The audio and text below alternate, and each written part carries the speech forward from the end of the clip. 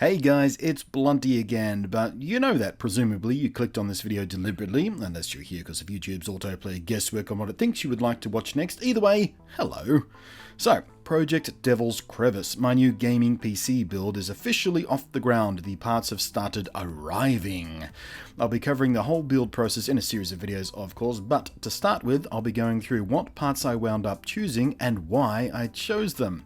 Here in part 1, it's CPU time.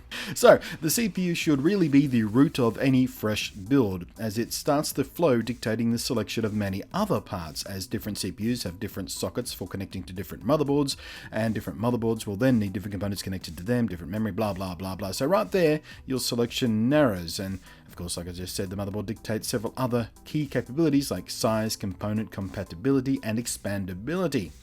As you can see here, I chose the Intel Core i5-4690K. And if you don't happen to be a PC nerd and you're unsure of what that alphabet soup of numbers and letters mean, basically, the 4690K is the highest end Socket 1150 CPU that's out there right now. And Socket 1150 is just the type of socket it plugs into. So the first question becomes, why Intel over AMD? AMD certainly are far cheaper than Intel chips. Well, simply put, right now the i5 noticeably outperforms the equivalent AMD chips for gaming in particular, and this is a gaming rig, so I had to prioritize that.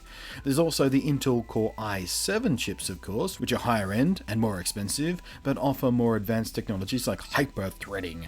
And if I was building this rig to serve both as a gaming system and as a platform for my video editing and such, I may have well gone that way, but I do all my editing on my Mac for various good reasons that I'm not going to go into here because it's outside the purview of this video, and it just starts those moronic fights in the comment sections.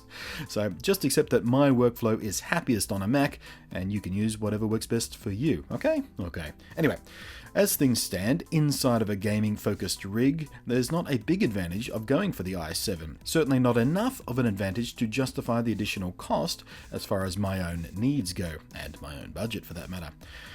Now, I will also be Twitch streaming from this rig, which could potentially benefit from the hyper-threading in an i7, but as I was already Twitch streaming from a previous gaming laptop, which had an i5 CPU which was like 5 years older than the one I'm going for here, I know for a fact that the overhead of processing a live video stream isn't a significant factor, especially seeing as my internet upload speeds here in Australia limits me to a 720p 30 frames per second stream anyway.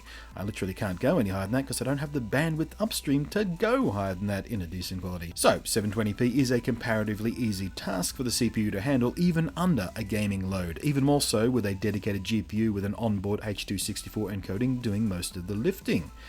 And the i5 I chose is a K model chip, which means it's unlocked for overclocking. And this particular i5 chip overclocks quite well from what my research has revealed. So, if and when I do need to squeeze out just a little extra juice, or I just want to try overclocking for funsies, I've got the headroom there.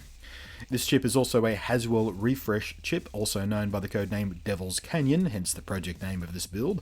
Haswell being what Intel calls this specific CPU architecture, and being the second generation Haswell, it has several refinements in technology and runs cooler overall. But with the new architecture called Skylake on the horizon, it's literally weeks away from hitting shelves actually, and essentially replacing the current CPUs, why didn't I wait for the upgrade model? Why wouldn't I? Well, a few reasons. One, just as I pointed out, the Haswell refresh is a refined second generation technology. It's stable, easy to temperature manage, and well proven. Meanwhile, Skylake is new, unproven, unknown, and it may well come along with complications and issues, something I really don't want to deal with. And given the fact that in a gaming rig the CPU isn't generally what's going to be the bottleneck in the system performance anyway, I saw no great need to be an early adopter for Skylake and take on that risk and the higher prices that would accompany the CPUs and the motherboards for early adopters and the more expensive DDR4 RAM that would be required. The i5-4690K is the perfect balance between performance, price, overclockability, and known reliability. Obviously though, as I pulled the trigger after a couple of weeks of research and bought this particular chip, I feel I've made the correct decision for my needs. Your needs may vary, etc, blah blah blah. So, with the CPU chosen, and its socket type dictating which motherboards would now be available to choose from, in the next part, I'll go over which motherboard I chose, and why. Thanks for watching, I am Blunty, and I will catch you next time.